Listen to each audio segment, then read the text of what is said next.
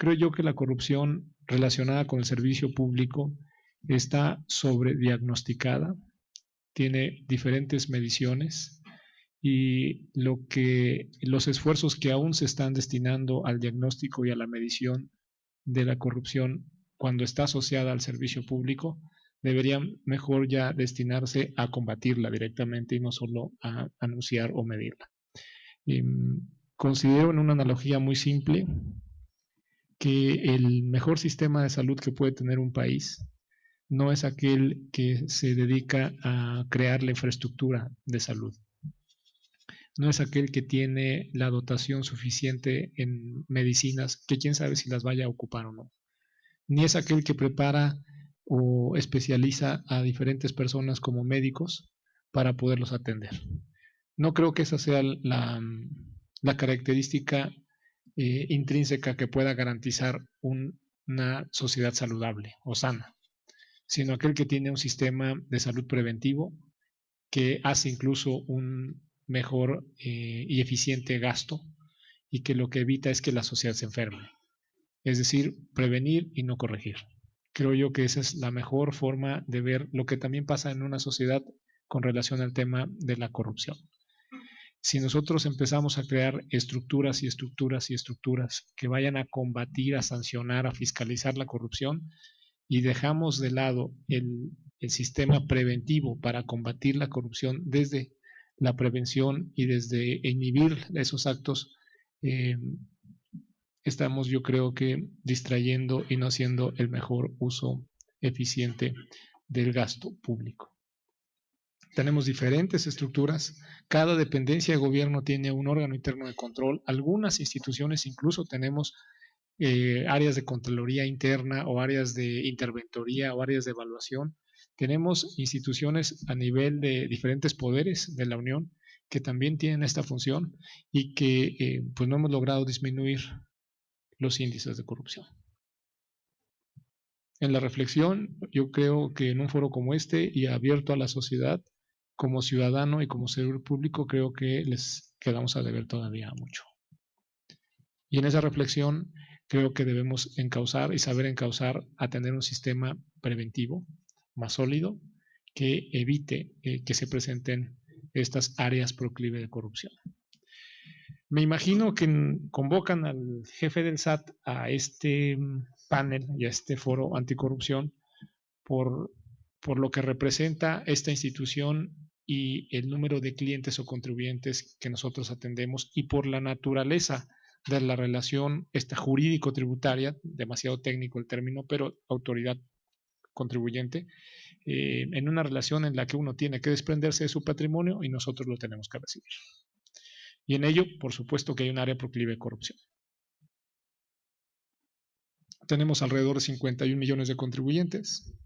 De alguna manera, 40 millones están haciendo pagos directos al servicio de administración tributaria. Alrededor de 10 millones se encuentran aún sin obligaciones fiscales, pero ya por lo menos hicieron su inscripción al RFC. 40 millones es una población muy, muy grande de los que ya tienen alguna obligación de hacer en materia fiscal. Y esa obligación de hacer representa un trámite y ese trámite representa un pago o puede representar el llenar una declaración o el dejar o permitir que la autoridad pueda hacer una auditoría. Cualquiera de esos actos es un acto o un área proclive de corrupción. Creo yo que la mejor forma en ese sistema preventivo para poder combatir la corrupción en una institución donde hay una gran relación directa con un gran número de ciudadanos, una gran población, es la tecnología.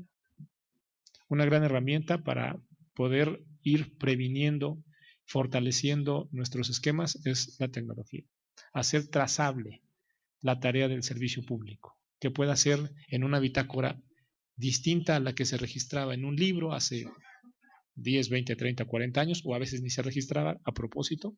Hoy la tecnología puede trazar cada una de las acciones o de las tareas que va realizando el servidor público respecto de ese trámite. Y al mismo tiempo que se puede trazar, se hace visible. Y si es visible, se hace visible a los ciudadanos, a la sociedad, que lo pueden sancionar de inmediato o denunciar, y se hace visible a las instancias de fiscalización o de auditoría.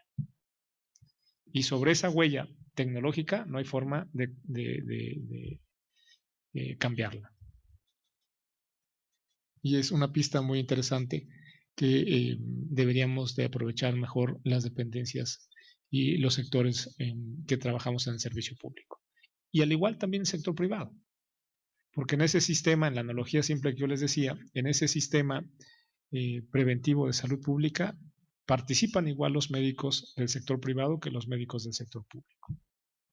Los que te garantizan una sociedad saludable o sana es esa infraestructura donde participan los médicos del sector privado y los del sector público. Los que te van a garantizar entonces un sistema adecuado que inhiba la corrupción en nuestro país es los actores del sector privado y los del sector público. Lo dijeron en el panel anterior, es la confabulación de intereses de alguien que está obligado a prestar o a dar o a conceder un servicio o entregar una obligación y la otra a quien lo recibe, ¿no? El receptor. Y en muchos casos pues, nos etiquetamos a que sea solamente la visión del servicio público.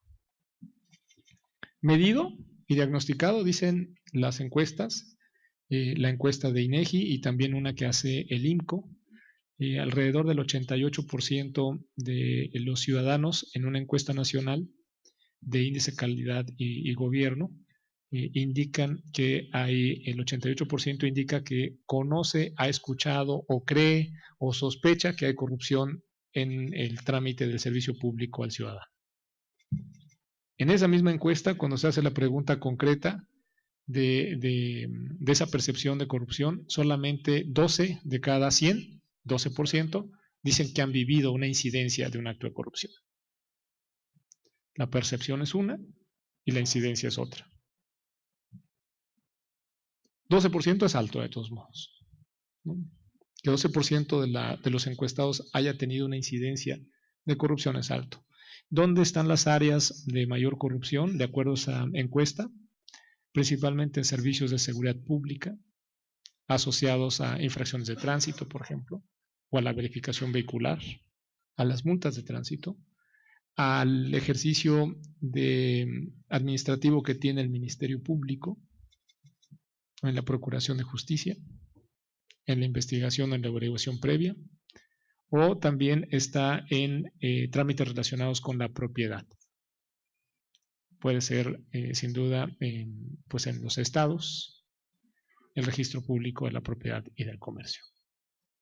Es donde hay mayor incidencia o percepción de corrupción de los ciudadanos. Alta, muy alta.